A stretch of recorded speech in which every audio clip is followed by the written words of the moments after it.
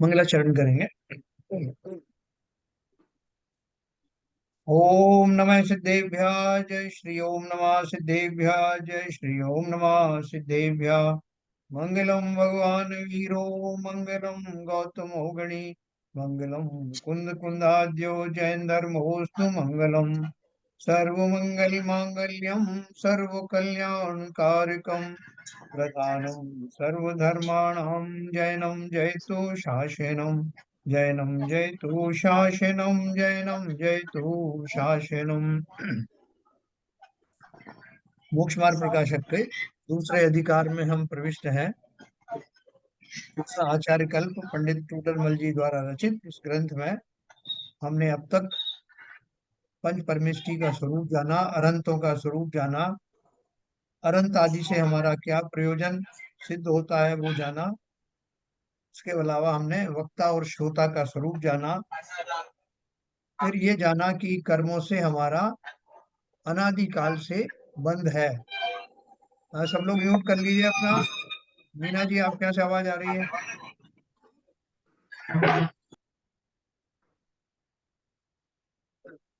तो कर्मों के बंध के बारे में हमारा प्रकरण चल रहा है। कर्म बंधन का निदान कैसे करना है, जीव और कर्मों की भिन्नता क्या है, कर्म अनादि अनादि से कर्म जो है जीव के साथ जुड़े हुए हैं, ये सब हमने पढ़ा। फिर उसके बाद हमने घातिया और अघातिया कर्म और उनके कार्य, इनके बारे में जाना। अभी अघातिया कर्म के बारे में हमारा प्रकरण चल रहा था। उस पे कल कल हमने जो कुछ पढ़ा था उसके आगे हम पढ़ेंगे कि ये जो कर्म है वो वास्तव में जीव का क्या करते हैं। एक तरफ तो हम कहते हैं कि एक द्रव्य दूसरे द्रव्य का कुछ भी नहीं करता, और जो द्रव्य जो कर्म है वो भी पुद्गल से निर्मित है, पुद्गल परमाणुओं से निर्मित है। वो भी परद्रव्य है। तो वो हमारा बिगाड़ कैसे करता है या सुधार कैसे करता है, ये अपन आज पढ़ेंगे।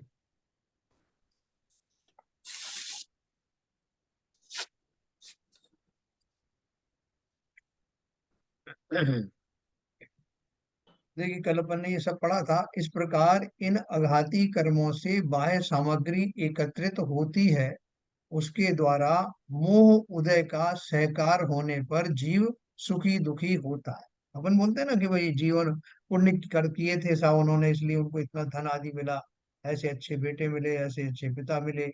सबके लिए अपन ऐसे ही बोलते हैं कि उन्होंने कोई अच्छे काम किए होंगे, शुभ कार्य किए होंगे।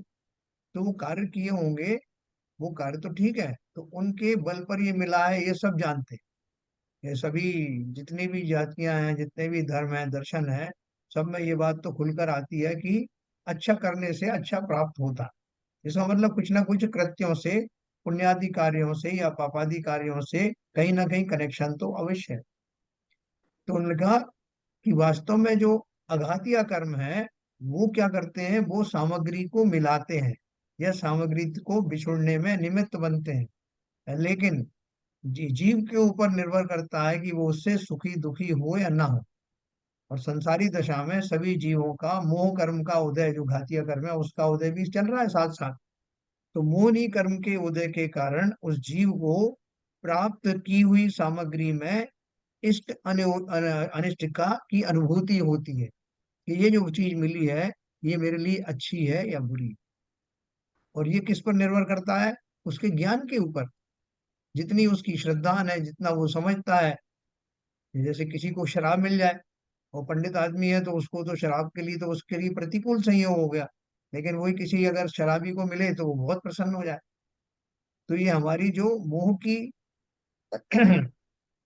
प्रबलता है, जिसके कारण हमें वस्तुएं अच्छी या बुरी महसूस होती है। नहीं तो शराब तो शराब है, अल्कोहल है, जो भी है संसार में, ये भी एक द्रव्य है।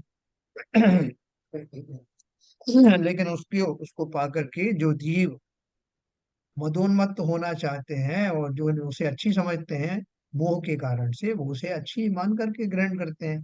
जो उसको अच्छी नहीं मानते वो कहते हैं अरे साहब इसको तो टच भी नहीं होना चाहिए, इससे आदमी अशुद्ध हो जाता है।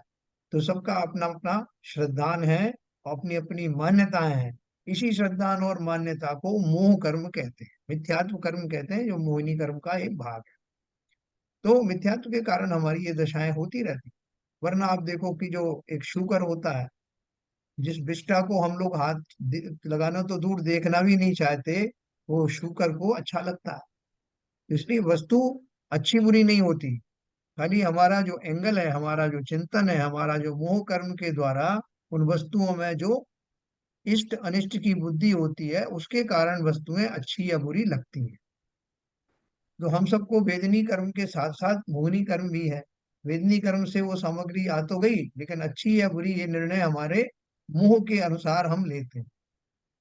तो इसका अर्थ क्या है, ये जो जो कॉम्बिनेशन है वेदनी कर्म का और मोहनी कर्म का, इसके कारण से जीव भ्रमित बने रहते हैं। उनको सच्चे श्रद्धा न होने के कारण से प्राप्त सामग्रियों में इष्ट या अनिष्ट बुद्धि होती रहती।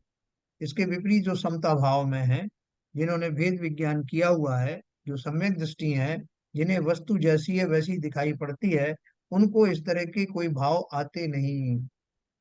सारी वस्तुओं को वो भी देखते हैं, उनके सामने भी है, चारों तरफ बिखरी हुई है, लेकिन उनको ऐसा भाव नहीं आता कि वस्तु अच्छी है या बुरी है। ये वस्तु स्वरूप की अपन बात करते हैं, वस्तु स्वरूप विचार खुशी से सब दुख संकट सहा करे, है ना। अपन मेरी भावना में जो पढ़ते हैं उसका अर्थ यही है कि जिस समय सभी जीव वस्तु के स्वरूप को जान जाएंगे तो स्वतः ही प्रसन्न हो जाएंगे।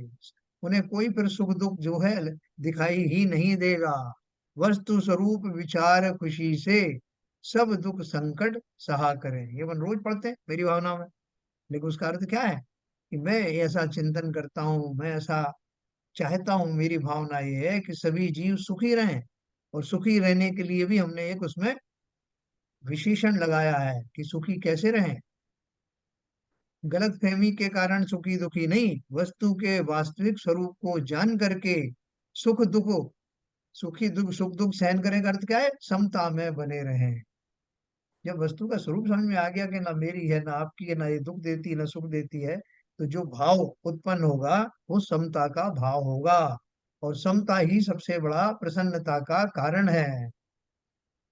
ठीक है, जो अपन आगे भी पढ़ने वाले हैं। तो अघाती कर्मों से बाह्य सामग्री एकत्रित होती है, उसके द्वारा मोह उदय का सहकार होने पर जीव सुखी दुखी होता है। और शरीर आदि के संबंध से जीव के अमूर्त तत्वादि स्वभाव अपने स्व अर्थ को नहीं करते, है ना। जो शरीर आदि का जो संबंध है, उसमें मैं बहुत ज्यादा मोहित रहता हूँ कि ये शरीर मेरा है, कि जो शरीर मुझे मिला है या तो ये मेरा है, या मेरी आज्ञा में चलने वाला है, या मैं ही शरीर हूँ। ऐसा तीन तरह से चिंतन हो सकता है। तो उस चिंतन के फलस्वरूप जीव को अपने वास्तविक जो स्वभाव है, जो अंदर दिखाई नहीं देता, शरीर तो दिखता है, समूह शरीर तो मूर्तिक है, लेकिन आत्मा अमूर्तिक है। ऐसा उसको स्व अर्थ को हम नहीं करते। अपन स्वार्थी है ना। स्वार्थी का अर्थ क्या है, स्व अर्थ, यानी अपने भले के लिए, अपने अर्थ के लिए जो कुछ किया जाता है वो स्वार्थ में आता है। लेकिन भला कौन सा, संसारी दशा वाला भला नहीं। भेद विज्ञान पूर्वक आत्मा अलग शरीर अलग ऐसा जान करके अपनी आत्मा में के स्वभाव में लौटने का प्रयत्न करना, ये वास्तव में स्वार्थ है, जो कि मैं इस मोहनी कर्म के कारण से नहीं कर पाता और शरीर को ही अपना स्वरूप मान लेता हूँ। लेकिन आप देखो, शरीर जो है हमें मिला हुआ है, कई बार जो है हम जैसा सोचते हैं वैसा शरीर से होता हुआ दिखाई देता है। हमने हाथ उठाना चाहा तो हाथ उठ जाता है, हमने पैर चलने की इच्छा की तो हम चल पड़ते हैं, कुछ देखने की इच्छा की तो दिखाई देने लगता है, कुछ खाने की इच्छा की तो खाने लगते हैं। तो हमको लगता ही नहीं कि शरीर की और आत्मा कोई अलग अलग है। हम क्या समझते हैं कि एक मैं हूँ, एक शरीर है और एक आत्मा है, ऐसे अपन तीन चीज मानते हैं। और अपन वो कहते भी हैं व्यवहार में, देखो साहब ऐसा है कि अपने को अपने शरीर के साथ साथ आत्मा का भी ध्यान रखना चाहिए। इसका अर्थ क्या है कि हम अपने आप को कोई एक अलग ही मानते हैं, ना तो मैं शरीर हूँ ना ही आत्मा हूँ, हम कोई बीच की थर्ड चीज है, ऐसा हम बोलते हुए महसूस करते हुए भी पाए जाते हैं। कि नहीं साहब देखो, शरीर का भी तो ध्यान रखना पड़ेगा, ठीक है हम भले ही आत्मा का ध्यान रख रहे हैं कि शरीर का भी रखना पड़ेगा। ऐसे जाने अनजाने में हम तीन तीन अस्तित्व को स्वीकार करते हैं, शरीर अलग आत्मा अलग और मैं अलग। जबकि वास्तव में क्या है, मैं ही आत्मा हूँ। जब मैं कहूँ आगे से, हम जितने स्वाध्यायी हैं, जब मैं शब्द इस्तेमाल करें तो ध्यान रखना कि मैं का अर्थ आत्मा ही होता है। व्यवहार में भले ही हम शरीर को लेकर के, शरीर की मिलीजुली अवस्था को मैं कहता हूँ, लेकिन जब आध्यात्मिक मार्ग पर चलो तो जहां जहां मैं की बात आए, मैं का अर्थ है मैं परम ब्रह्म आत्मा, मैं सिद्ध स्वरूप आत्मा, उसकी बात चल रही। तो आत्मा अलग और शरीर अलग, खाली ये दो चीजें हैं अलग अलग। मैं कोई तीसरा व्यक्ति नहीं हूँ, मैं आत्मा हूँ और शरीर शरीर है। ऐसा भेद विज्ञान होने के बाद में जीव को फिर किसी तरह का कोई संकट होता नहीं। लेकिन मान्यता में हमारी ये पड़ा हुआ है कि मैं शरीर का काम करूंगा तो शरीर, या शरीर मेरी आज्ञा मानता है। अभी देखो, अगर शरीर हर समय मेरी आज्ञा मानता तो क्या ये मैं बूढ़ा होता? कोई चाहता है कि बूढ़ा हो जाए? कोई चाहता है कि उसके चेहरे पर जो है वो झुर्रियां आ जाएं, बुढ़ापा झलकने लगे, उसके बाल उड़ जाएं या बाल सफेद हो जाए, उसके नाखून बढ़ने लगे? नहीं चाहता। वो ये भी नहीं चाहता कि मैं जो हूँ, जवानी मेरी कभी चली जाए। जब कभी मैं चाहता हूँ कि मैंने अभी भोजन किया है, तुरंत इससे मुझे एकदम फुल एनर्जी आ जानी चाहिए, भोजन अभी डाइजेस्ट हो जाना चाहिए। तो ऐसा होता क्या? शरीर अपना समय लेता है, शरीर का अपना कार्य है, उसका अपना स्वभाव है। लेकिन कई बार वो सिंक्रोनाइज हो जाता है तो मुझे लगता है कि मेरा कहना माना। क्योंकि उन्हीं शरीरों में जो कुछ पैरालिटिक अटैक हो जाता है, या कोई आपका वो पार्किंसन डिजीज हो जाती है, तो आप लाख चाहते हो, शरीर अपना मूवमेंट करता रहता है, मेरे करने से ना तो रुकता है ना चलता। तो उन घटनाओं से हमें महसूस होता है कि बाई चांस शरीर जो है, ज्यादातर मैं जैसा सोचता हूँ वैसा उसका योग्यता अगर हुई तो वैसा कार्य करता हुआ दिखाई देता है। लेकिन वास्तव में शरीर मेरे कहने में नहीं है, उसकी इंडिपेंडेंट इंडिपेंडेंट एंटिटी है, और उसके अनुसार वो कार्य करता है। जब भोजन हजम करना वो जाने। कभी हम चाहते हैं कि हमारे शरीर में रोग ना हो, लेकिन फिर भी होते हैं। हम चाहते हैं कि तुरंत ठीक हो जाए, लेकिन फिर भी नहीं होते।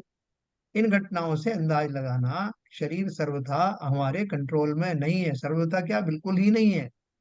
लेकिन ये दोनों इंडिपेंडेंट चीजें अपनी अपनी योग्यता के अनुसार एक क्षेत्र में रह रहे हैं, और एक क्षेत्र में रह करके अपनी अपनी योग्यताएं जब दोनों की एक साथ मिल जाती, इधर मैंने चिंतन किया, उधर शरीर की वैसी अवस्था हुई, तो मुझे लगता है कि मैं ही कर रहा हूँ।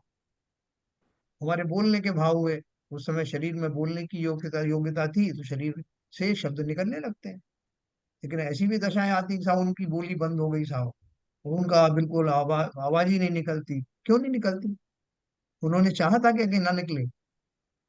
ये इन दशाओं में जाके हमें ज्ञान होता है कि शरीर वास्तव में मेरा गुलाम नहीं, और ना ना ही मैं शरीर का गुलाम हूँ। हम दोनों पृथक पृथक हैं, लेकिन हमारा एक अरेंजमेंट हुआ है। इस पर्याय में, जो भी पर्याय से हम धारण करते हैं, उसमें 90% तो ऐसा ही होता है कि जैसा मैं चाहता हूँ वैसा शरीर में योग्यता हुई, शरीर वैसा कार्य करता हुआ दिखाई देता है। तो ये बात को बहुत अच्छे से ध्यान रखना। हमें भले ही भ्रम होता रहे, लेकिन शरीर बिल्कुल अलग है, उद्गल परमाणुओं से निर्मित है, उसका कार्य दूसरा है, उसमें गुण दूसरे हैं। वो स्पर्श, रस, वर्ण आदि को जानता है। जानता है मतलब वो उसके अंदर में वो गुण पाए जाते हैं कि उसको छू करके आप पता लगा सकते हो कि उसमें खुरदुरापन है, चिकनापन है, क्या है शरीरों में, अपन पता लगा सकते हैं। तो उसमें अलग अलग वर्ण होते हैं, अलग अलग रस होता है। शरीरों में अलग अलग रस होता है कि नहीं? हाँ, गंध भी होती है, जिसको सूंघ करके वो जो पुलिस के कुत्ते उत्ते जो पकड़ लेते हैं ना, कि शरीर की गंध कैसी है, विशिष्ट होती है। एक विशेष रस होता है, जो प्राणियों को, जैसे कोई का मांस खाते हैं उनको विशेष स्वाद आता है। तो उद्गल के जो गुण हैं, स्पर्श गुण है उसके अंदर में, रूप है मतलब जो देखा जा सकता है, आंखों आदि से ग्रहण किया जा सकता है, रस है जिसे जिव्य आदि के द्वारा ग्रहण किया जाता है, पुद्गल के गुण है ये। और पुद्गलों से निर्मित स्कंदों से शरीर बनता है। तो इसलिए पुद्गल के बारे में भी अच्छी तरह जाने। किस लिए जाने? कि जिससे हम आत्मा में और शरीर में भ्रमित ना हो जाएं। और शरीर में, आत्मा के अंदर में क्या गुण है? वो पुद्गल आदि के गुणों को जानता है। पुद्गल या शरीर स्वयं अपने गुणों को नहीं जानता, क्योंकि वो तो जड़ है। लेकिन उसमें होने वाले उन गुणों का संज्ञान आत्मा लेती है। शरीर के ऊपर चींटी रेंग रही है तो शरीर को कुछ नहीं पता चलता। किसको पता चला? हमें पता चलता है, और हम तुरंत हटा देते हैं। तो जिस तरह से जो थर्मामीटर होता है उसमें जो मरकरी होती है, वो मरकरी ऊपर नीचे होती किस वजह से होती है? कि शरीर का जो टेम्परेचर है, उस टेम्परेचर के अनुसार उस पारा में, उस मर्क्यूरी में एक प्रॉपर्टी है कि उसमें प्रसार होता है।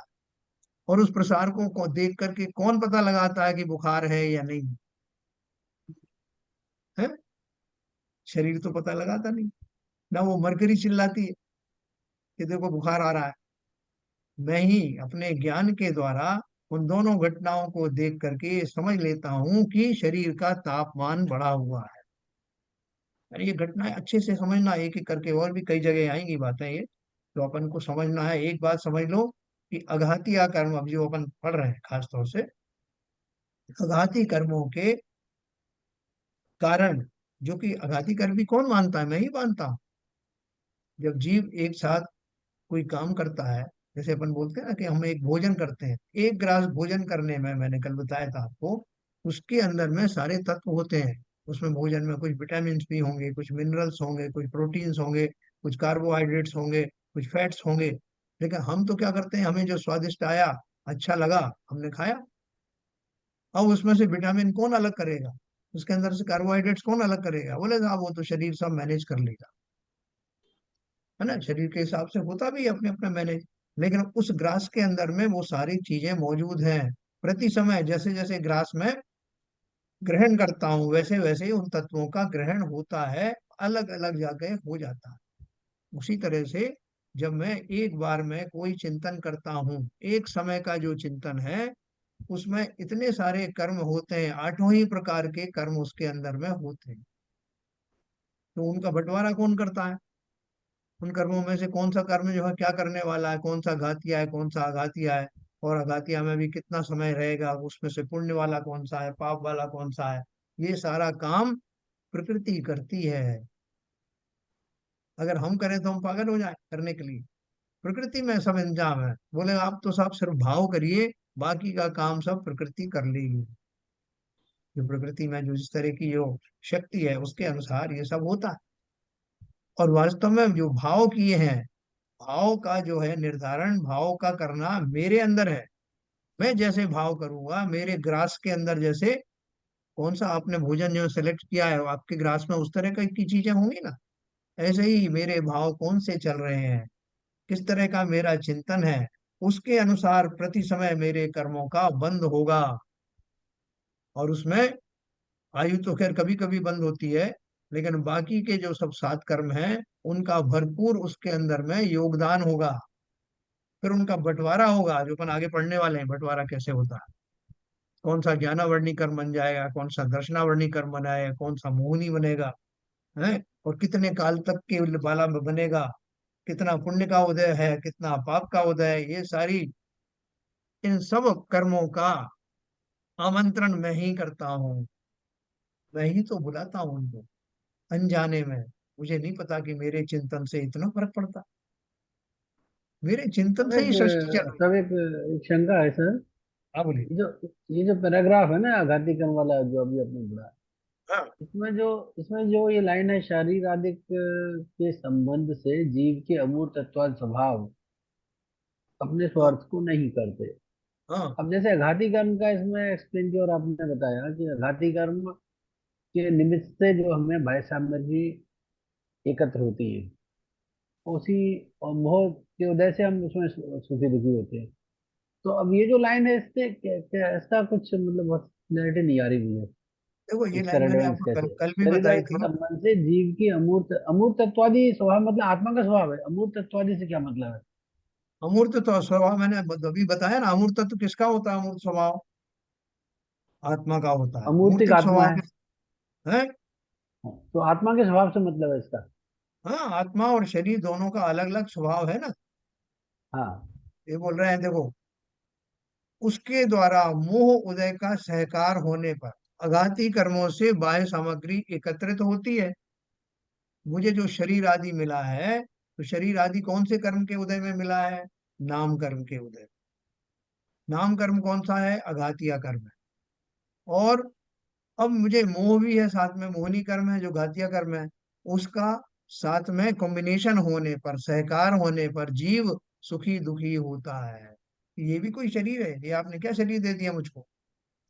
ये कैसी सामग्री आपने दे दी? तो मैं सुखी दुखी किस वजह से हो रहा हूँ? सामग्री तो मुझे मिल गई, मेरे जो नाम कर्म के उदय में या पुण्य आदि के कारण से मुझे जैसा शरीर आदि मिल गया, उसमें मोह के उदय के कारण जीव उसमें सुखी या दुखी होता है। कोई बड़ा खुश होता है कि मेरा इतना बढ़िया शरीर है, कोई दुखी होता है कि ये भी कोई शरीर है। फिर और शरीर आदि के संबंध से जीव के अमूर्त तत्वादि स्वभाव अपने स्व अर्थ को नहीं करते। जब शरीर से मुझे संबंध मिल जाता है तो मैं शरीर को ही अपना स्वरूप मान बैठता हूँ, और मैं प्रॉपर भेद विज्ञान नहीं कर पाता। क्यों नहीं कर पा रहा हूँ? ऊपर मोह का उदय लिखा हुआ है। तो इसलिए अमूर्त आदि स्वभाव जो मेरा है, मैं उसका चिंतन कर ही नहीं पाता, उस बात को समझ ही नहीं पाता। अपनी आत्मा का स्वरूप का चिंतन ही मैं नहीं कर पाता कि मेरा स्वरूप कैसा है। मैं ये शरीर हो ही नहीं सकता, क्योंकि शरीर तो मूर्तिक है, दिखाई देता है, उसका आकार है, उसमें स्पर्श गुण आदि है। मेरा जो ज्ञान आदि का जो स्वभाव है, ऐसा मुझे दिखाई ही नहीं देता। शरीर का संबंध होने से मैं अपने आप को शरीर ही मानने लगता। जैसे फिर उन्होंने कहा कि उसका कंफ्यूजन का कारण क्या है? जैसे मैंने आपको बताया कि 99% तो जो जीव जो भाव करता है शरीर में वही लक्षण प्रकट होते हैं, तो वो भेद ही नहीं कर पाता कि शरीर अलग है और मैं अलग हूँ। तो लिखा ना, जैसे कोई शरीर को पकड़े तो आत्मा भी पकड़ा जाए। तो कोई हमें तरीका ही नहीं लगता कि मैं अलग हूँ और शरीर अलग है, ऐसा हमें कोई तरीका दिखाई देता नहीं। जैसे आप देखो, मैं खाने का भाव करता हूँ तो मैं खा रहा हूँ ना, मैं बोल रहा हूँ चलो घूम आते हैं तो अपन घूमने चल देते हैं, इसमें शरीर अलग कहाँ है? मैं ही तो शरीर हूँ। तो ये जो चिंतन है वो कह रहे हैं कि शरीर आदि जो मिला वो तो आपको जो नाम कर्म आदि के कारण, अघातीय कर्म के कारण मिला, लेकिन मोहनी कर्म के साथ होने के कारण मैं उसमें शरीर को और आत्मा को अलग अलग नहीं जान पाता। जो अमूर्तिक आत्मा है वो मेरा स्वभाव है, अमूर्तिक पना जो है आत्मा का स्वभाव है। मैं उस अर्थ को जान नहीं पाता, अर्थात उस रहस्य को जान नहीं पाता, क्योंकि सारी कार्रवाई ऐसी हो रही है जो मुझे मजबूर कर देती है कि शरीर और आत्मा को मैं एक ही मानने लगता हूँ लक्षणों के द्वारा। फिर आगे क्या होता है? जब तक कर्म का उदय रहता है तब तक बाह्य सामग्री वैसी ही बनी रहे। अपन शरीर की बात करें, जब तक मेरा आयु कर्म का उदय रहता है, आयु भी एक कर्म है ना, तो जब तक कर्म का उदय रहता है, आयु कर्म का उदय है, तब तक शरीर वैसा ही बना हुआ है। और आपको ऐसा शरीर होगा जैसे वो रामदेव जी क्लेम करते हैं ना, वो 50 साल पर से ये मेरा बाह्य शरीर। सामग्री मतलब बाह्य सामग्री में तो परिवर्तन होता रहेगा, एक जैसी तो बनी नहीं रहेगी। नहीं नहीं, सुनो सुनो सुनो सुनो, मैं आपको वही बता रहा हूँ कि जैसे वो रामदेव जी क्लेम करते हैं ना कि देखो मैं पिछले 50 साल से ऐसा ही दिख रहा हूँ और अगले 50 साल भी ऐसा ही रहने वाला हूँ, मैं 150 साल की आयु पूरी करूंगा, ऐसा वो बार बार क्लेम करते हैं। तो लोगों ने उनसे पूछा कि आपकी स्किन इतनी बड़ी अच्छा, आप तो जवान दिखा दिखते हो, ये कैसे हो रहा है? बोले मैंने ऐसा इंतजाम कर रखा है कि मेरी जो स्किन है वो भी ऐसी बनी रहेगी, मेरा सारा जो है जो योग आदि करने की योग्यता ऐसी बनी रहेगी। तो उन्होंने तो क्लेम कर दिया, लेकिन अगर वास्तव में कर्म का वैसा ही निमित्त होगा तो शरीर आदि की अवस्थाएं वैसी ही बनी रहेंगी। किसी को बहुत धन धान्य है, उसकी 3 4 कोठी महल है, तो आपने देखा होगा, भले ही उसने अन्याय से कमाई हुई है, लेकिन काफी दीर्घ काल तक उसके वही बनी रहती है। ये अतीक अहमद था ना, अभी 40 साल तक उसके ऊपर कोई मुकदमा नहीं चला, 40 साल तक उसने जो कुछ अपने महल अटारी बनाए थे वो खड़े रहे, किसी की हिम्मत नहीं थी। लेकिन जब वो समय पूरा हुआ, उसका वो कर्म उदय में जो शुभ कर्म था उदय से चला गया और अशुभ कर्म का उदय आया, तो बुलडोजर चल गए, उसकी सारी सुख शांति भंग हो गई। वो सारे महल अटारी वाह्य सामग्री वैसी बनी रही 40 साल तक, उसके बाद समाप्त हो। कितने हाथी घोड़े, कितना समूह होता है लोगों के पास, और वो समाप्त भी हो जाता है। तो ये बोल रहे हैं जब तक उस कर्म का उदय है तब तक आप उन चीजों में आपको मेंटेन रहेगी, चाहे शरीर हो, चाहे बाह्य धन आदि हो, चाहे नाते रिश्तेदारी हो, चाहे आयु हो, सभी में जब तक उस जाति का कर्म का सद्भाव है, तब तक वो वस्तुएं जीवंत रहेंगी। बोलिए, अभी कुछ है दिक्कत? जी नहीं। ठीक है, ठीक, यस सर। जब तक कर्म का उदय रहता है तब तक बाह्य सामग्री वैसी ही बनी रहे, अन्यथा नहीं हो सके। कई बार मन ताज्जुब होता है कि साहब इतने उसने करप्शन के द्वारा इतना सब खड़ा किया महल अटारी, लेकिन उसका कोई बालमा का नहीं कर रहा। सब लोग चिल्ला तो रहे हैं लेकिन कोई उसको कुछ नहीं कर रहा। तो कोई कुछ नहीं कर पाएगा जब तक कि वो कर्म का उदय वैसा बना रहे, है ना।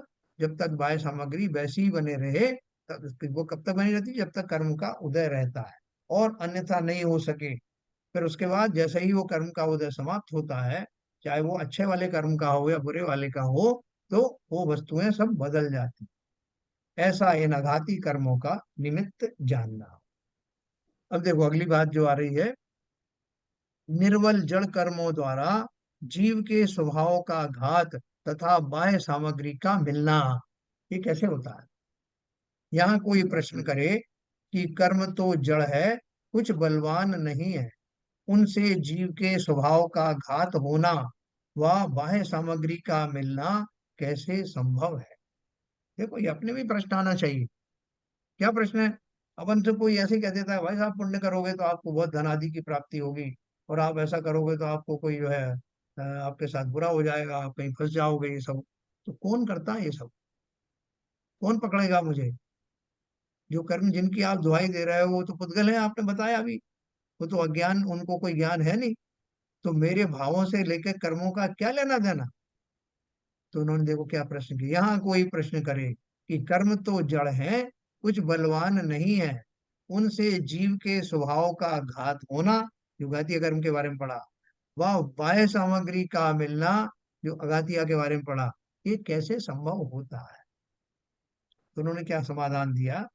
यदि कर्म स्वयं कर्ता होकर उद्यम से जीव के स्वभाव का घात करे, बाह्य सामग्री को मिलावे, तब तो कर्म के चेतन पना भी चाहिए और बलवान पना भी चाहिए, सो तो है नहीं। क्या बोल रहे हैं कि अगर वो कोई कर्म नाम का कोई व्यक्ति होता, या कर्म कोई जीवित वस्तु होता, तो वो स्वभाव का घात करने के लिए आया, तो उसको उसके अंदर में ऐसी कैपेबिलिटी होना चाहिए कि वो किसी इतना बलवान शक्तिशाली होना चाहिए कि वो जब चाहे जब किसी तरह के किसी का स्वभाव को दूर कर दे, स्वभाव को ही घात कर डाले, कर्तापन अगर उसमें है तो। और यदि कर्म स्वयं कर्ता होकर उद्यम से जीव के स्वभाव का घात करे, बाह्य सामग्री को मिलावे, तब तो कर्म के चेतन पना भी चाहिए। क्योंकि बिना चेतन पने के वो कैसे समझेगा कि किसको क्या फल देना है, किसको किसके पास धन लेके जाना है, किसका धन हटा लेना है। ये सब जानने के लिए उसको ज्ञानी होना चाहिए ना, तब तो वो जानेगा। नहीं तो कहीं का किसी को माल देता है, किसी को देना था किसी और को दे दिया। तो इसलिए चेतन पना भी चाहिए और बलवान पना भी चाहिए कि वो चाहे जिसका बिगाड़ कर दे, चाहे जिसका अच्छा कर दे। तो बलवान पना होना चाहिए और चेतन पना होना चाहिए, सो तो है नहीं। क्योंकि कर्म तो पुद्गल परमाणुओं से निर्मित होते हैं, जड़ हैं, उनमें चेतन पना तो है नहीं, ज्ञान पना है नहीं, और बलवान पना भी नहीं है ऐसा कि जैसे कोई कोई जो शक्तिशाली व्यक्ति जो है आकर के करता है कुछ। वो तो मात्र परमाणु है, टुकड़े हैं। तो सहज ही निमित्त नैमित्तिक संबंध है। देखो ये शब्द आप लोगों को याद रखना, निमित्त नैमित्तिक संबंध। ये क्या है कि एक तो निमित्त बनते हैं, और वो एक दूसरा, जिनके जीवन में उन निमित्तों से कोई घटना होती है, जिन निमित्तों पूर्वक कोई घटना होती वो निमित्तिक है। तो निमित्त क्या होते हैं? निमित्त की परिभाषा साइंस में अपन ने पढ़ी ना, कि जो स्वयं किसी क्रिया में भाग नहीं ले, लेकिन जिनकी उपस्थिति में घटनाएं घटित होती हैं, उसे कैटलिस्ट कहते हैं, है ना। साइंस में लोगों ने पढ़ा होगा। तो आप इसे कैटलिस्ट भी कह सकते हो, लेकिन कैसे कैटलिस्ट हैं ये उदासीन कैटलिस्ट हैं, क्योंकि वो स्वयं उस क्रिया में भाग नहीं लेते। उनकी उपस्थिति में जीव ही वैसे भाव करता है। देखो एक दो शब्द आते हैं, एक आता है कर्तापना और एक आता है निमित्तपना। हम क्या करते हैं, जो निमित्त होते हैं उनको ही कर्ता मान लेते हैं। जैसा उन्होंने देखो मेरा आज साथ में बहुत बुरा किया, तो क्या किया, वैसा मेरी बेटी की शादी हो रही थी, अच्छी खासी फिक्स हो गई थी, उन्होंने अड़ंगा लगा दिया, उन्होंने लोगों को भड़का दिया और उन्होंने शादी नहीं हुई। तो हमने क्या किया, उस जीव को और उसके सब कृत्यों को कर्तापना प्रदान कर दिया, उसने ऐसा किया, और फलता मेरी उनसे शत्रुता हो गई। तो हुआ क्या, हुआ ये कि घटना घटित होनी थी कि उसकी शादी उस काल में नहीं होनी थी, और उसमें निमित्त बने वो, निमित्त बने वो का अर्थ क्या है, कि उन्होंने जो भी कुछ भाव उस समय किए होंगे, जो भी क्रियाएं हैं की होंगी, उससे ऐसा घटित हो गया, निमित्त पा करके। उल्टा भी हो सकता था, वो किसी को भड़काने आए और लोग बोले अरे ये तो सब ईर्ष्यावश कह रहा है, कोई बात नहीं है, हम नहीं मानते इस बात को, ऐसा भी हो सकता था। लेकिन अगर वो उस तरह की भड़कावे में आ गए लोग और नहीं हुई शादी, तो ये सारी निमित्त बने। घटना क्या थी मुख्य, कि उसकी शादी वहां उस समय में नहीं होनी थी, ये घटना थी। और वो जो आपको करते हुए कहते हुए पाए गए, वो उसमें निमित्त बने उस घटना में। क्यों, कर्ता क्यों नहीं बने? भाई साहब, हाँ जी। भाई साहब, इसमें सिर्फ आपके हिसाब से जो भी कुछ होना है उसके लिए सब पहले से डेस्टिनी फिक्स होती है, जी। यही मतलब हुआ ना, है ना? कोई हाँ किसी का हाँ। कुछ नहीं करता, सब सब डेस्टिनी फिक्स है। और सब जो हमने किया है उसी काम को रिवॉर्ड या अवार्ड जो भी समझ ले मिल रहा है। हाँ देखिए, बहुत बढ़िया आपने बात कही, लेकिन क्या है, अपन सिद्ध करेंगे इस बात को, अपन इसको हाँ ऐसे ही ग्रहण नहीं करने वाले कि नहीं साहब, वो तो आपने कह दिया, अब जो होना है तुम्हारे पास कुछ करने के धरने के लिए रहा ही नहीं। आपने पहले ही कह दिया जैसी डेस्टिनी है वैसे ही काम होता है, तो हम क्यों करें पुरुषार्थ? ऐसे क्वेश्चन अभी इसमें आने वाले हैं। आपने बहुत बढ़िया जी जी। कहा। लेकिन अगर अपन इसको अभी से कंक्लूड करेंगे, तो बहुत सारे लोग तो निराश हो जाएंगे कि साहब आपने कह दिया कि सबकी डेस्टिनी निश्चित है, तो आप काहे के लिए तो उपदेश दे रहे हो? हमारा जो होना वो होगा, आपका जो होना गाँव होगा, आप अपने घर जाओ, हम अपने घर जाने दो, काहे का उपदेश, काहे के प्रवचन, है ना? ऐसा भाव सहज में आता है। लेकिन जी यहाँ पर ये ग्रंथ जो है न्याय ग्रंथ है, यानी तर्क वाला ग्रंथ है, लॉजिक से बात समझाई गई है। उसमें हम स्वयं ही ये बात कहने लगेंगे, अभी तो अपन सुनी सुनाई बात कर रहे हैं कि हमारी डेस्टिनी फिक्स है, लेकिन ये जो अपन धीरे धीरे करके जो ला रहे हैं, डिराइव करके ला रहे हैं, वो ऐसे ही ला रहे हैं। तो देखो मैं आपको दो बहुत मुख्य सिद्धांत समझा रहा हूँ। एक कर्तापना होता है, एक निमित्तपना होता है। कर्ता कौन होता है? जो वस्तु स्वयं में ही कुछ करने में सक्षम होती है, वो उसका कर्तापना कहलाता है। जैसे शरीर स्वयं ही अपने अपना कार्य करता है, जो परमाणुओं का परिणमन अगर होना है वो शरीर में होता है, जो जीव का जो परिणमन है वो जीव करता है। एक द्रव्य दूसरे द्रव्य का कर्ता नहीं हो सकता, हाँ उनका निमित्त हो सकता है। तो हम क्या करते हैं, उस निमित्त को ही कर्तापना मान लेते हैं, और उसी कारण से सारी तकलीफें हैं। उसने मेरा ये किया था, उसके कारण से ये हो गया, वो नहीं करता तो नहीं होता। ये हमारी संसारिक जीवों की सबकी दृढ़ मान्यताओं के कारण से मित्रता, शत्रुता और जितनी भी कुरीतियां हैं, उन सबका जन्म यहीं से होता है। अगर हम मुख्य सिद्धांत माने, छह द्रव्यों का समूह को संसार कहते हैं। छह द्रव्य कौन से हैं? जीव, उद्गल, धर्म, अधर्म, आकाश और काल। ये सबको पता होगा। तो इन छह द्रव्यों में किसी भी द्रव्य में ऐसी सामर्थ्य नहीं है कि वो दूसरे द्रव्य में घुस करके कुछ करे। सारे द्रव्य अपना अपना करता है। हाँ, निमित्त एक दूसरे का हो सकते हैं। तो कर्ता में और निमित्त में फर्क जानना। कर्ता कौन है? मिट्टी से घड़ा बनता है, उस पूरे घड़े में मिट्टी ही व्याप्त है।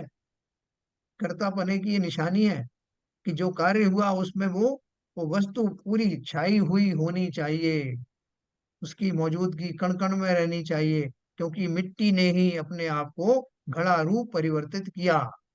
लेकिन आप बोलोगे साहब ये बात कैसे कह दी आप, वो कुमार का कुछ कहा ही नहीं आपने, वो चाक के बारे में कुछ कहा नहीं। कुमार भी था, कुम्हार उसमें निमित्त बना उसको शेप देने आदि में, और वो चाक आदि थे वो भी सब निमित्त बने, लेकिन कर्ता एक ही था। कर्ता थी मिट्टी स्वयं, जो उपादान रूप से इसमें योग्यता थी घड़ा रूप परिवर्तित होने की। कुम्हार नहीं घड़ा बन गया, चाक नहीं घड़ा बन गया। तो कर्तापना हर द्रव्य में जो सामर्थ्य होती है उसकी, उसे उपादान या उसकी योग्यता कहते हैं, वही उसका कर्ता होता है, दूसरे सारे निमित्त होते हैं। और निमित्तों की आवश्यकता भी होती है, ये नहीं कि नहीं होती, लेकिन जब जब कार्य होना होता है तब तब उन वस्तुओं में, उन वस्तुओं में ही होता है जिनमें योग्यता है, और उन निमित्तों पूर्वक ही होता है जिन निमित्तों के पूर्वक ऐसा होना संभव है। ठीक है प्रदीप जी, कुछ इसमें आपको कुछ हाँ हाँ प्रश्न हो हाँ तो जी। पूछें। नहीं नहीं, ठीक है ठीक है। तो देखो, अभी अपन धीरे धीरे करके जो उसका पूरा लॉजिक आएगा ना, तो आप खुद ही कहने लगोगे कि बिल्कुल ये लॉजिकल बात है। तो मैं कोशिश कर रहा हूँ, मैं उतना ज्यादा तो नहीं बता सकता जितना पंडित जी बता रहे हैं। तो क्या बोल रहे हैं, जब तक जब उन कर्मों का उदय काल हो, उस काल में स्वयं ही आत्मा स्वभाव रूप परिणमन नहीं करता, विभाव रूप परिणमन करता है, तथा जो अन्य द्रव्य हैं वे वैसे ही संबंध रूप होकर परिणमित होते हैं। जब द्वारिका नगरी में आग लगने वाली थी, नेमिनाथ भगवान की वाणी में आया ना, और पूछने का भाव भी किसी को आया वहां पर, कृष्ण जी को बलदेव जी को पूछने का भाव आया। उन्होंने पूछा, इतनी सुंदर द्वारका नगरी है, नेमिनाथ भगवान से पूछा जाए कि ये द्वारका नगरी हमेशा चलेगी ना, कब तक रहेगी, ऐसा पूछने का भाव आया। तो उनकी दिव्य ध्वनि करी, उसमें उन्होंने क्या कहा कि आज से ठीक 12 साल बाद द्वारका नगरी जलकर भस्म हो जाएगी। तो लोग चकित रह गए। तो उन्होंने और क्या कहा कि महाराज ये कैसे होगा भगवान, ये कैसे कैसे ये घटना घटित होगी। तो पूरी घटना सुना दी उन्होंने। ठीक 12 साल बाद दीपायन नाम के मुनि एक जंगल में तपस्या कर रहे होंगे, और वहां कुछ जो बच्चे हैं वो खेलते हुए वहां शराब के नशे में आकर उनके ऊपर में कुछ उनका अपमान करेंगे, और उसके फलस्वरूप उनके कंधे से जो पुतला निकलता है, तेजस पुतला नेगेटिव वाला, वो निकलेगा, और पूरी द्वारिका नगरी भस्म हो जाएगी। उन्होंने निमित्त भी बता दिए थे कौन कौन से निमित्त बनेंगे, और ये भी कह दिया था कि तुम दोनों के अतिरिक्त, दोनों भाइयों के अतिरिक्त कोई भी जीवित नहीं रहेगा। तो कैसे बता दिया। और उन घटनाओं में निमित्त कौन है, उपादान क्या है, कौन है, ये सब बता दिया। अब देखो, वहाँ खेल शुरू हुआ। जैसे ही वो दीपान मुनि को मालूम पड़ा, तो उन्होंने सोचा मैं वहां रहूंगा ही नहीं, मैं पहले ही वहां से हट जाऊंगा।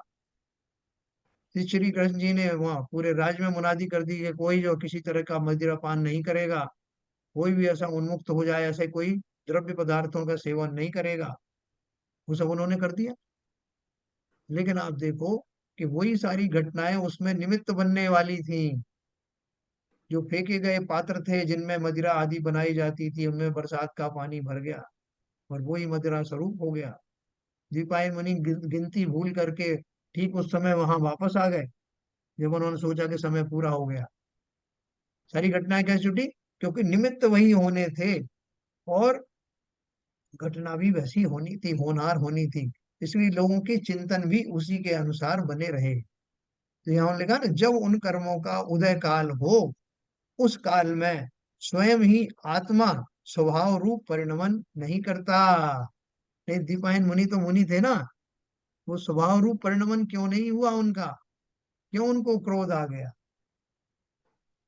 है। षष्ठम गुण स्थान में थे उस समय, उनको ऐसा क्रोध क्यों आया। अगर उनके ऐसे भाव नहीं होते, क्रोध आदि के भाव नहीं होते, तो पुतला निकलता ही नहीं। विभाव रूप परिणमन करता है, तथा जो अन्य द्रव्य हैं वे वैसे ही संबंध रूप होकर परिणमित होते हैं। बाकी सारे द्रव्य थे ना, वो लड़के, वो मदिरा के पात्र, राजा की जो है जो मुनादी फेरी फेरी थी कि सब कोई बर्तनों को वहां फेंक दो, वहीं फेंकना था जहां वो उपस्थित थे। तो यहाँ तो पे ये क्या, पांचों संभाएं मिली होंगी साहब। आज समय मिलवा देते हैं अभी, देखो। देखो पहले तो हमने अपन ने क्या पढ़ा, यदि कर्म स्वयं कर्ता होकर उद्यम से जीव के स्वभाव का घात करे, बाह्य सामग्री को मिलावे, तब तो कर्म के चेतन पना भी चाहिए और बलवान पना भी चाहिए। सो तो है नहीं, ना तो उनके बलवान पना है कर्मों के, ना ही चैतन्य पना है। तो फिर क्या है, सहज ही निमित्त नैमित्तिक संबंध है। है नहीं? ऐसे निमित्त जो कुछ बन जाते हैं, उन निमित्त से जिनके जीवन में वो निमित्त आते हैं वो निमित्तिक कहलाते हैं। तो वो सहज में ही होता है, उनको कोई बलजोरी से करता नहीं। इसकी उदाहरण अभी नीचे आएंगी, बहुत बढ़िया बढ़िया। तो जब उन कर्मों का उदय काल हो, उस काल में स्वयं ही आत्मा स्वभाव रूप परिणमन नहीं करता। देखो, हमारे जीवन में बहुत सारी घटना घटित हो जाती हैं। हमें कोई ठग करके ले जाता है, कोई कुछ कर देता है, तो घर के लोग कहते हैं, बाहर के लोग आके, अरे आप तो इतने समझदार थे, इतने ज्ञानी थे, हमें भी आपसे बहुत प्रेरणा मिलती थी, आप कैसे ठगा गए? तो क्या बोलते हैं, सब पता नहीं, मुझे नहीं समझ में आ रहा मेरा कैसा दिमाग उस समय हो गया, कैसे भाव उस समय हो गए, और मैं मंत्रवत वही सब करता रहा जो कि सामने वाले ने कहा। तो क्यों हो गया ऐसा? है, इसलिए उन्होंने कहा, जब उन कर्मों का उदय काल हो, उस काल में स्वयं ही आत्मा स्वभाव रूप परिणमन नहीं करता। जैसे हम कह देते हैं हिप्नोटाइज हो गए साहब, ये फलाना हो गया, इनकी बुद्धि मारी गई, कुछ भी कहो। दशरथ जी ने को दशरथ जी ने उसको कैकेयी को क्यों वचन दे दिए? उनको समझना चाहिए था, और सोच समझ करके देना चाहिए। आदि ये सब बात भाषण अपन बाद में देते हैं ना, जब घटना हो जाती है उसके बाद। तो स्वयं ही आत्मा स्वभाव रूप परिणमन नहीं करता, विभाव रूप परिणमन करता है, तथा जो अन्य द्रव्य हैं वे वैसे ही संबंध रूप होकर परिणमित होते हैं। जब घटना घटित होती है, तो घटना क्या है? होनहार। हाँ, तो घटना किसमें घटित होगी? जिस जीव के जो स्वभाव है उसमें वैसे ही स्वभाव होंगे। जैसे जीव हैं, उन जीवों को सोच विचार की शक्ति होती है, तो सोच विचार रूप उनके भाव आएंगे। जैसे पांच समवाय की बात आप पूछ रहे हैं ना, तो जी। पांच समवाय में जितने उसमें जीव थे, कौन कौन जीव थे? मुख्य रूप से कृष्ण जी थे, जिन्होंने अनाउंस कर दिया कि आज के बाद मदिरा कोई नहीं पिएगा, और सारे बर्तन जंगल में फेंक दिए जाएं। एक उनकी जीव की योग्यता के अनुसार जो, और उस समय की तात्कालिक योग्यता राजा की जो थी उसके अनुसार उन्होंने हुक्म दिया। मुनिराज ने क्या सोचा कि क्यों ना मैं यहाँ से प्रस्थान कर जाऊं। उनके विचार जो है वो भी उसमें निमित्त बने। घटना होनी थी क्या? द्वारका नगरी जलना थी, ये मुख्य घटना। तो उसमें ये सारे निमित्त एक से ज्यादा हो सकते हैं, कई कई निमित्त हो सकते हैं। तो उसमें ये द्विपायन मुनि का भाव निमित्त बना, दीपायन मुनि का जाकर के उनका कैलकुलेशन, मिस कैलकुलेशन निमित्त बना, मदिरा के पान के जो पात्र फेंके गए थे वो निमित्त बने, उन लड़कों का वहां उपस्थित होना वो निमित्त बना। और योग्यता किस किस में थी? योग्यता किस बात की थी? द्वारिका नगरी जलने की योग्यता। उस जलने की योग्यता में भी एक निमित्त बना, क्या? दीपायन मुनि के कंधे से निकला हुआ वो पुतला, तेजस। है ना? तो ये सारे जो उसके निमित्त बने। और योग्यता क्या क्या थी? जैसे मन बोलते हैं कि उसमें कोई योग्यता वही भी चाहिए, होना चाहिए, सबकी अपनी अपनी योग्यताएं थी। मदिरा पान के पात्रों की योग्यता थी कि उसमें बरसात का पानी गिरे तो मदिरा बन जाता है। उन जीवों में ये योग्यता थी कि वो अगर मदिरा पान करते हैं तो वो भ्रमित हो जाते हैं। सबकी अपनी अपनी योग्यताएं थी ना, सबकी योग्यताएं थी, सबके निमित्त बने, और होनार घटना होनी थी, और काल यानी समय भी वहां उपस्थित था। इसलिए पांचों ही समवाय वहां उपस्थित थे, घटना घटित हो गई। हाँ, कैलकुलेशन भूल गए। आप कहीं भी लगाना, ये आपको पांचों समवाय लग जाएंगे। तो देखो आगे और इस भी बहुत घटना में अच्छी सब बात। कर्ता कौन हुआ है? इस घटना में कर्ता कौन हुआ? देखो, कर्ता भी उसमें, कर्तापना किसको बोलेंगे अपन? कि जिसमें जो योग्यता है करने की, जिस द्रव्य में जो करने की योग्यता है वो उसने अपना अपना कार्य किया, जो मैंने आपको समझाया, है ना? जिसमें इस घटना में अपन कैसे कहा, एक घटना तो अजीब है, घटना तो जीवंत नहीं है ना, तो उसकी योग्यता आप कैसे कहोगे कि उसका जो कर्ता कौन था? तो कर्ता ये सारे जो द्रव्य थे, जो निमित्त रूप से प्रकट हुए, लेकिन उन निमित्तों के बीच में स्वयं की अपनी अपनी योग्यताएं थी। मैंने आपको दीपायन मुनि की योग्यता बताई कि वो मुनि थे, उनके अंदर में ये योग्यता थी कि क्रोध आदि जब आ जाए तो वो, उनको उनका तेजस शरीर बाहर निकलता है, ये सबके नहीं निकलता। और वो जो बच्चे थे, उनके अंदर जो योग्यता थी कि मदिरा पान करके भ्रमित हो जाने की योग्यता थी। बहुत सारे ऐसे लोग भी मिलेंगे आप जिनको जबरदस्ती मदिरा पान कराओगे और उनको नशा नहीं चढ़ता। तो तात्कालिक योग्यताएं उन जीवों में जीवों की सदृश थी, मदिरा पान आदि जो बर्तन थे उनमें योग्यता थी कि वो मदिरा रूप में कन्वर्ट हो जाते हैं जिस जल को।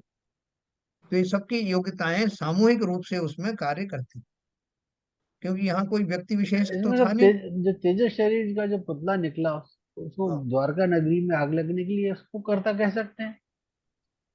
नहीं करता कैसे कहोगे, करता कैसे क्योंकि कहोगे, वो वही भी एक अल्टीमेट निमित्त। था जिसने आग लगाई, मतलब द्वारका नगरी को जलाया।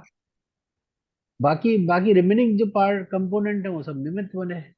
भाई देखो, आप दीपक जलाते हो तो आप एक माचिस की एक तीली आपने सुलगाई, वो जरूरी है उससे दीपक जल जाएगा। आप वो नहीं जला पाए, फिर आप दूसरी तीली लेते हो, फिर कहीं से हवा चली, फिर तीन चार आप ट्राई करते हो, कभी तीली नहीं घिस रही है ना, लेकिन एक बार जली वो ऐसी, जली तो वो उसमें से अग्नि प्रकट हुई। ठीक उस समय में उसकी जो योग्यता थी, वो योग्यता, योग्यता तो उसमें थी ना, जलने की योग्यता थी, लेकिन वो निमित्त तब बनी जबकि वो स्टेबल रूप से ज्योति में आ गई और जब उसने आग लगाई। तो उसी घटना में अग्नि की अपनी योग्यता है, आपने ठीक कहा। लेकिन योग्यता सबकी अपनी अपनी उपादान शक्ति, जो योग्यता अग्नि की है वो योग्यता किसी और चीज में तो है नहीं जिसने आग लगा दी। तो उपादान शक्ति जो है वो सब द्रव्यों की अपनी अपनी थी, सामूहिक रूप से मिलकर के उस घटना में वो सहकारी बने। ठीक है, आप अल्टीमेट बोल रहे हो। कई बार अपन जोर से जो पटाखा चलाते हैं ना, रॉकेट चलाया अपन ने और वो उसमें आग भी लगा दी लेकिन वो चला ही नहीं, तो हम्म। जरूरी थोड़ी कि वो द्वारिका नगरी जल जाती। लेकिन वो घटना ऐसी होनी थी इसलिए वो पुतला भी निकला उसी टाइम, उस टाइम में उसमें जलने की योग्यता भी थी। अपन कहीं पे केरोसिन डाल करके आग लगाते हैं और वैसे ही आप लगाओगे तो नहीं लगेगी, तो वहां वैसा उसकी योग्यता। वैसा वैसा इसको फिर करता तो डिफाइन होनी बने ना, बाकी तो सब निमित्त बने। डिवाइन मनी भी को अपन कर्ता कह देते हैं। जैसे अपन संसार में अपनी आदत है, किसी ने कोई घटना होती तो उसमें जो चैतन्य वस्तु है उसको अपन रिस्पॉन्सिबल ठहरा देते हैं, लेकिन वो भी निमित्त है, संसार में यही तो निमित्त है। जैसा अब उन्होंने, जो मैंने पहली घटना सुनाई आपको, सा कर्ता उन्होंने का मेरे। सिद्धांत लगाएंगे तो अपना जैन सिद्धांत ही नहीं होगा। हाँ, क्योंकि जैन सिद्धांत कर्ता का वो है ही नहीं, कहीं भी नहीं होता है। सबकी उपादान शक्ति है, उसी लिए होता है वो काम। सभी सब द्रव्य निमित्त अपनी होते हैं। अपनी, हाँ सभी द्रव्य अपनी अपनी योग्यता रखते हैं, उनमें वो सब योग्यताएं पाई जाती हैं, सामूहिक रूप से उनकी योग्यताएं एक उन घटनाओं में निमित्त बनती हैं। निमित्त का काम करती है। ठीक है, जैसे अभी देखो नीचे उदाहरण आ रही है, आप समझ लो। और वो भी जब घटना घट जाती है, घटना घटनाएं घट घटती हैं जाती है तब निमित्त बनते हैं। तब उनको तब घटना निमित्त घटने के बाद। कहा जाए, बिल्कुल तब तब मालूम उनको निमित्त मालूम कहा पड़ता है कि निमित्त बने हैं। हाँ, नहीं तो निमित्त का आएंगे, घटना तो घटी नहीं। ये बात है। जाए। देखो, जैसे किसी पुरुष के सिर पर मोहन धूल पड़ी है, एक उदाहरण दिया उन्होंने। मोहन धूल आप जानते हैं, एक मंत्रित धूल होती है, वो जो तांत्रिक लोग हैं किसी के सिर पे अगर डाल देते हैं तो उसका जो मानसिक संतुलन बिगड़ जाता है, आज भी करते हैं। जैसे किसी पुरुष के सिर पर मोहन धूल पड़ी है, उससे वह पुरुष पागल हुआ। वहां उस मोहन धूल को ज्ञान भी नहीं था कि मुझे इसे पागल करना, उस मोहन धूल को थोड़ी पता था, और बलवानपना भी नहीं था, परंतु पागलपना उस मोहन धूल ही से हुआ देखते हैं। ये सारे लोग देख रहे हैं कि साहब ये अच्छा खासा आदमी था और इसको किसी ने कुछ किया नहीं, इस बीच में इतना जरूर हुआ कि किसी ने इसके ऊपर मोहन धूल डाल दी है, तो ये पागल हो गया। तो अपन किसको रिस्पॉन्सिबल करेंगे, मोहन धूल। यही बोल रहे हैं, जैसे किसी पुरुष के सिर पर मोहन धूल पड़ी है, उससे वह पुरुष पागल हुआ। वहां उस मोहन धूल को ज्ञान भी नहीं था और बलवानपना भी नहीं था, परंतु पागलपना उस मोहन धूल ही से हुआ देखते हैं। वहां मोहन धूल का तो निमित्त है और पुरुष स्वयं ही पागल हुआ परिणमित होता है, ऐसा ही निमित्त नैमित्तिक बन रहा। अब देखो इस घटना में आप क्या कहेंगे कि साहब वो आदमी पागल कैसे हो गया। आप बोल रहे हैं मोहन धूल तो खाली निमित्त बना, पागल तो वो व्यक्ति हो गया ना। तो पागल हो गया तो पागलपना किसने उसको कहा था कि तू पागल हो जा भाई, उसकी योग्यता उस समय ऐसी ही बनी कि वो अपने कर्म के उदय के कारण उस पर्टिकुलर समय में उसका मानसिक संतुलन बिगड़ना था, और ये भी निश्चित था कि उस संतुलन बिगड़ने में इस मोहन धूल का निमित्त बनेगा। ये केवल ज्ञानी को तो पता है, हमको पता नहीं। हमको पता नहीं तो हम तो ये मोहन धूल को दोषी ठहराएंगे या मोहन धूल को डालने वाले को दोषी ठहराएंगे। बताइए, सब लोग अपने अपने हिसाब से इस घटना को एनालाइज करिए। हाँ प्रदीप जी, इस घटना हाँ से भाई कुछ साहब। अपने क्लियर क्लियर हो रहा है? कुछ इस घटना से लगता है ऐसा कोई निमित्त होते हैं? हाँ, मोहन दूध निमित्त बना है कोई आदमी को पागल करने में। हाँ, तो वास्तव में क्या है, यही। अपन देखने वाला तो यही कहेगा साहब ना सही धूल निमित्त बनी या कारण बनी, लेकिन जो व्यक्ति है जिसने ये डाली है वो तो है ना, उसको मारो। और हम हम्म। उसको पकड़ भी लेते हैं, मारने ताड़ने भी लगते हैं। आम आदमी तो यही बोलेगा ना। हम आदमी यही बोलेगा। ठीक है, तो ऐसे हम्म। दो तीन चार घटनाएं मैं आपको और बताऊंगा जिससे अपन को खुद को निष्कर्ष निकालना है। नीचे देखो, एक एक घटना सुना के मैं विराम लूंगा। तथा जिस प्रकार सूर्य के उदय के काल में चकवा चकवियों का संयोग होता है। एक चकवा चकवी नाम का एक ये जो पक्षी होते हैं, वो उनको एक श्राप होती है। श्राप होती है का अर्थ क्या है? श्राप अपन व्यवहार के शब्द में बोलते हैं कि उनका एक स्वभाव होता है कि जब तक सूरज का उदय रहता है वो साथ साथ रहते हैं, और सूरज का उदय समाप्त होते ही कुछ ऐसे उनके भाव आते हैं कि एक इस तरफ रह जाता, दूसरा उस तरफ, नदी के उस तरफ चला जाता, और वो फिर रात भर एक दूसरे की विरह विरह में पागल हो जाते, एक दूसरे को आवाज लगा लगा के अपनी भाषा में चिल्लाते रहते हैं, व्याकुल हो जाते हैं। उनको उनकी व्याकुलता देख कर, पंचेंद्री जीव है ना, उनकी व्याकुलता देख करके मनुष्यों के दिल भी दहल जाते हैं। ये घटना किनके साथ हुई थी? सती अंजना का आपने पढ़ा होगा, पवनंजय के जीवन में हुई थी। क्या हुई थी कि सती अंजना के पाप के उदय के कारण, हैं, वो जो पवनंजय थे उनका शुरू से ही वियोग हो गया। शादी के तुरंत बाद एक दूसरे, उन्होंने उसका मूवी देखना ठीक नहीं समझा पवनंजय ने, और ऐसा 22 साल तक हुआ। 22 साल तक वो विरह में तड़पती रही, उसका कोई कसूर नहीं था। पूरी घटना आपने पढ़ी होगी। जो हनुमान जी की माता जी थी अंजना, और पिता का नाम पवन कुमार था, जो उसी भाव से मोक्ष जाने वाले थे, लेकिन उनके मन में ऐसा भाव आया कि 22 साल तक उन्होंने अंजना को देखा तक नहीं। और वो एक युद्ध का ऐसा निमित्त बना जिसमें वो गए, और वहां जहाँ ठहरे हुए थे, वहां से बाहर खिड़की का नजारा देखा, तो वहां उस नदी के तट पर ये दो पक्षी चकवा और चकवी विरह में वियोग में तड़प तड़प करके चिल्ला रहे थे। उनको समझ में नहीं आया कि ये क्या हुआ। फिर किसी ने उनको बताया कि इनका ऐसा संयोग बनता है, जब सुबह होगा तो अपने आप ये इनका मिलन भी हो जाएगा। ये सोच करके उनका एकदम हृदय परिवर्तन हो गया कि देखो ये तो पक्षी हैं। पवन कुमार जी ने क्या सोचा कि ये दोनों पक्षी हैं और एक रात का विछोह नहीं सह पा रहे हैं, और मैं कैसा मूर्ख और कैसा मैं दुष्ट हूं जो अपनी पत्नी को 22 साल से विरह की अग्नि में झोंक रखा है। ये विचार, ये देखते ही इस घटना से उनको संज्ञान हुआ, और उन्होंने सीधे जाकर के अंजना से मिलने का मन बनाया और उसी रात जाके मिले। तो 22 साल बाद क्यों ऐसी घटना घटित हुई? 22 साल बाद ही उनको ऐसा चिंतन क्यों आया? क्योंकि उधर अंजना को 22 साल का विरह लिखा हुआ था। अवधि ज्ञानी मुनिराज ने पहले ही बता दिया था कि इसने 22 घड़ी तक किया था ना प्रतिमा को, जिनेन्द्र देव की प्रतिमा को पानी में डुबोया था, ऐसा कुछ था। तो 22 साल का उसमें वियोग बना, और उसके फलस्वरूप कि 22 साल पूरे होने को आए तभी ये घटना घटित हुई। तो ये तो उनकी घटना थी। फिर वो ये बोल रहे हैं कि ऐसा चकवा चकवी के साथ हमेशा क्यों होता है? क्योंकि वही जीव उन गतियों में जाते हैं जिन्होंने इस तरह के विछोह किसी को दिए थे, निमित्त बने थे। उन कर्मों के उदय से जीव उन गतियों में पैदा होता है। तो यहाँ लिखा है, जिस प्रकार सूर्य के उदय के काल में चकवा चकवियों का संयोग स्वयं होता है, वहां रात्रि में किसी ने द्वेष बुद्धि से बल जबरी करके अलग नहीं किए हैं, दिन में किसी ने करुणा बुद्धि से लाकर मिलाए नहीं है, सूर्योदय का निमित्त पाकर स्वयं ही मिलते हैं, ऐसा ही निमित्त नैमित्तिक बन रहा है।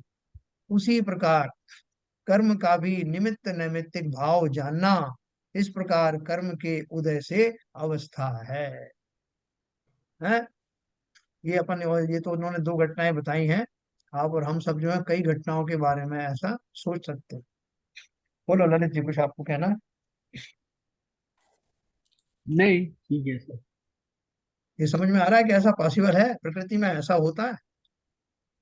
हाँ, पॉसिबल तो है। कर्म का जो सिद्धांत है वो तो हम लोग समझ ही रहे हैं, पर मतलब हाँ। समझ गए हैं कि भाई ये कर्मोदय किस तरह से होता है, कर्म कैसे होता है, और उसके हिसाब से जीव का रहता है, मतलब जो भी स्थिति है। सांसारिक जीवन में हर जीव के साथ हर पल ये सारी घटनाएं होती रहती हैं। अगर हम एनालाइज करेंगे तो हमको सब समझ में आ जाएगा। जो भी हम करते हैं, मिलते हैं, सोच के जाते हैं, हमारा काम होता है नहीं होता है, उसको अगर इस पद्धति से अगर एनालाइज करेंगे तो हमको सब समझ में आ जाएगा कि उसका समय नहीं आया था, हमारे कर्मों का उदय ऐसा था, इसलिए वो काम नहीं हुआ। अगर ऐसा होना होता है तो वो जीव भी मिल जाएगा, वो निमित्त भी मिल जाएगा, वो आदमी भी मिल जाएगा, आपको हेल्प करने के लिए वो कारण भी मिल जाएंगे। तो ये हमारे जीवन में हर पल ये घटनाएं घटती रहती हैं। पंडित जी ने तो कुछ दो ही उदाहरण दिए। अगर हम तो सुबह से तक अपने शाम को बैठ के अपने जीवन का पूरे दिन का अकाउंट खोलेंगे और विवेचन करेंगे तो हमको सब समझ में आएगा सर। बताओ मौलिक जी, बताओ आपको लग रहा है कि ऐसा जो सीबीएन साहब कह रहे हैं?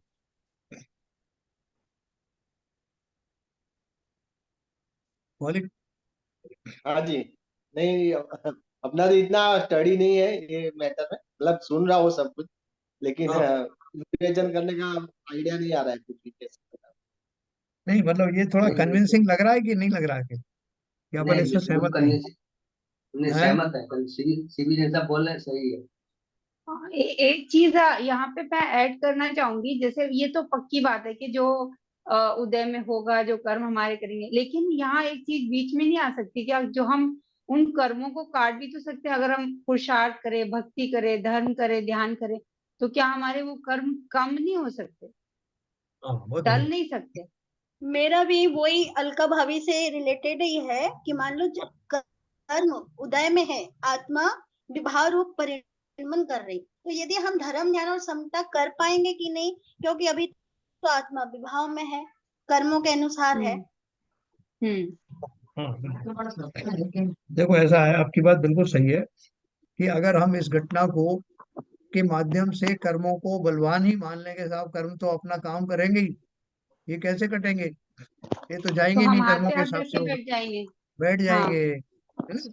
हमारा पुरुषार्थ ही चला जाएगा। तो ये तो खाली अभी मैकेनिज्म बताया, एक मैकेनिज्म बताया है कि कर्मों के द्वारा कार्य जो घटित होते हैं वो उसमें क्या फिलॉसफी क्या है, किस तरह से होता है। हम्म। इसमें ये नहीं हम्म। बताया कि हम अपने कर्मों में कैसे कमी या बढ़ोतरी कर सकते हैं, और उसके लिए हमारे दूसरे कौन से कर्म है जो हमारे उदय में आने आवश्यक हैं जब हमारा ऐसा भाव बनेगा। ठीक है, हम्म। वो तो इसका चिंतन अपन आगे की मैकेनिज्म है। आगे अपन पढ़ेंगे। अभी तो अपन ने खाली ये पढ़ा कि जो कर्मों का जो सिद्धांत था वो कैसे घटित होता है, वो कर्मों को ज्ञान होता है क्या, वो क्यों हमारे जीवन में आते हैं, वो कैसे ऐसा करते हैं, ये खाली अपन ने एक मैकेनिज्म समझा।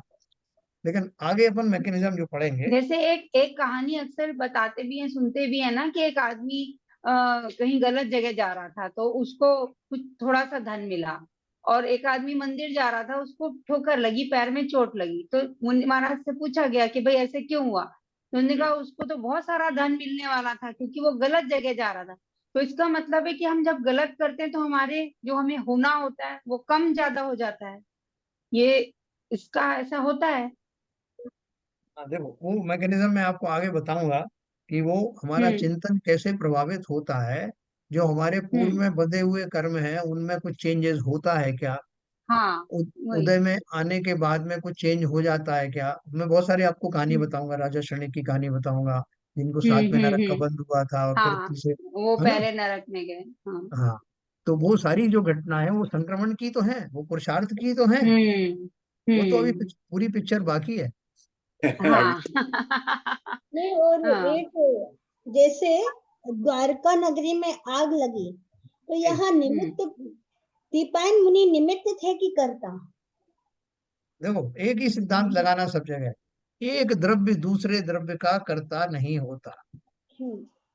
और जो घटनाएं होती हैं, घटना में बहुत सारे द्रव्य शामिल होते हैं, तो हाँ, इसलिए आप रिस्पॉन्सिबल किसको ठहराओगे? उसमें किसी को रिस्पॉन्सिबल नहीं, सबने अपना अपना कार्य किया। अग्नि ने अपना काम किया, दीपायन मुनि ने अपना कार्य किया, राजकुमारों ने अपना काम किया, मदिरा ने अपना काम किया। उनकी ज्वाइंट योग्यता मिलकर के उस घटना में परिवर्तित हुई। और बरसात ने घटना, अपना बरसात ने अपना काम किया, श्री कृष्ण जी ने अपना काम किया, हमारे भाव कैसे बन जाते हैं तो और उस जैसे घटना में। मान लो अब निमित्त कर रहा है, हाँ, और ठीक है हम निमित्त के अनुसार ढल के वो काम कर रहे हैं, तो क्या जो मान लो निमित्त जीव भी हो सकता है, तो जीव को भी तो फिर कर्मों के, उनके भी तो कर्म बंधन होंगे। बहुत बढ़िया आपने बात कही है। इसलिए तो आपका कोई अगर बुरा कर रहा है तो आप क्या सोचो, भैया इसको अपनी करनी का फल स्वयं मिलेगा। मैं कौन होता हूँ इसे दंडित करने वाला या उसका बुरा सोचने वाला? मेरे सोचने से करने से तो कुछ होगा नहीं। प्रकृति अपने हिसाब से इसको दंड देगी। इसका अर्थ क्या हुआ कि मैं ये पॉजिटिव समझ रहा हूँ कि जो जीव जैसा कर रहा है उसको वैसा फल मिलेगा, और मैं अगर खोटा चिंतन कर रहा हूँ तो मुझे मिलेगा। सब स्वतंत्र है ना। जिसने ये बात सोच ली वो स्वयं कानून हाथ में नहीं लेगा। उसके कानून हाथ में लेने से भी होने वाला कुछ है नहीं, खाली वो वृथा ही खेद खिन्न होगा। ये बहुत सारी अभी फिलॉसफी अपन पढ़ना बाकी है। अभी तो अपन ने ये समझा। इसको, इस फिलॉसफी को हम दोनों तरह से ले सकते हैं ना, कि कहीं कहीं हम अगर ऐसा ही छोड़ देंगे तो भी गलत है, और कहीं कहीं हम, ये दोनों चीजों में है ये। बिल्कुल सही कहा आपने। देखो मैं एक बात कह के हाँ। बंद करूंगा क्योंकि टाइम ज्यादा हो जाएगा तो फिर आप लोगों को ऑफिस का हाँ। हो। हाँ? खाली एक बात बताऊंगा कि कई बार अपन को ऐसा लगता है ना कि बहुत सारे लोग कहते हैं कि साहब देखो ऐसा है संसार में, अगर सब लोग सिद्ध बन जाएंगे तो संसार कैसे चलेगा? हैं? हम्म। और वो बार बार इसको पक्की मजबूती से कहते हैं, वो हंसी मजाक में नहीं कह रहे हैं, वो सीरियसली कह रहे हैं। हम्म। अब आप क्या कहोगे उनसे? ऐसे जीव जो ये सोच रहे हैं कि संसार मेरे कारण ही चल रहा है और इसलिए मुझे इसी दिशा में विचार करते रहना चाहिए, नहीं तो मैं सिद्धालय चला गया तो संसार खाली हो जाएगा। नहीं होगा ना, हम्म। नहीं ऐसा चिंतन करने वाले जीव की क्या नियति है बताओ, क्या होगा हम्म। है? वो संसार में ही बना रहे। रहेगा, सही बात। तो ये चिंतन अपन कौन किस करते हैं, हम लोग सब एंगल से। जैसे हम सोचते हम्म। हैं साहब जो है हमारा जो धर्म है वो कायरता थोड़ी सिखाता है। हमारा धर्म जो है कायरों का थोड़ी है, बलवानों का है, ये भी आप बोलते हो। और फिर दूसरी तरफ बोलते हैं तुम कुछ मत करो भाई, जिस जीव ने जो किया उसको अपने आप फल मिलेगा। तो हम हाथ पे हाथ धरे बैठे रहे, हम कुछ बचाव नहीं करें हम्म। क्या? तो वो भाव भी आएंगे। तो उसमें फिर वो भूमिकाएं आएंगी जिस भूमिका में हमारा अलग अलग कर्तव्य होते हैं। हम्म। वैसे ही भाव आते हैं कि मैं तो गृहस्थ हूँ भाई, मुझे तो अपने घर गृहस्थी को बचाना है ना। वैसे ही भाव उस भूमिका में आएंगे। वो सब साधु बन गए तो फिर वो भूमिका ही दूसरी हो गई। सर ये तो अपने को जब मालूम भी है, अपने को हम ज्ञान, हमको ये सब मालूम भी है, लेकिन संस्कार ऐसे पड़े हुए हैं, हम उस बात को वहां उस वक्त हम और ध्यान करने बैठ जाते हैं कि मैं ही क्यों, मेरे साथ में क्यों, हाँ। नहीं सोचते हैं। तो हमारे वो संस्कार ऐसे पड़े हुए हैं, हमको लगता है कि उसी वो ही कारण है। देखो ये बहुत बढ़िया टॉपिक है और भाग्य से हम ऐसी चर्चा कर रहे हैं। और अब इस चर्चा को पूरी तरह से पूरी ताकत से करेंगे। जो जो हमारे अंदर में भाव आ रहे हैं आप खुल करके उनका उनको व्यक्त करिए। यही समय है, हमें अपनी बहुत सारी भ्रांतियां निकालना है। वो सब निकलेंगी और निकल करके ही हमारा मोक्ष मार्ग प्रशस्त होगा। तो हम सब जीवों को ऐसा पॉजिटिव विचार आने लगे, हमारा लॉजिक जो है और बलवान हो जाए, और कल हम फिर से पूरी शक्ति के साथ इकट्ठे हों। इसी भावना के साथ आज की बात समाप्त करते हैं। चलिए। जय ललित जिनवाणी।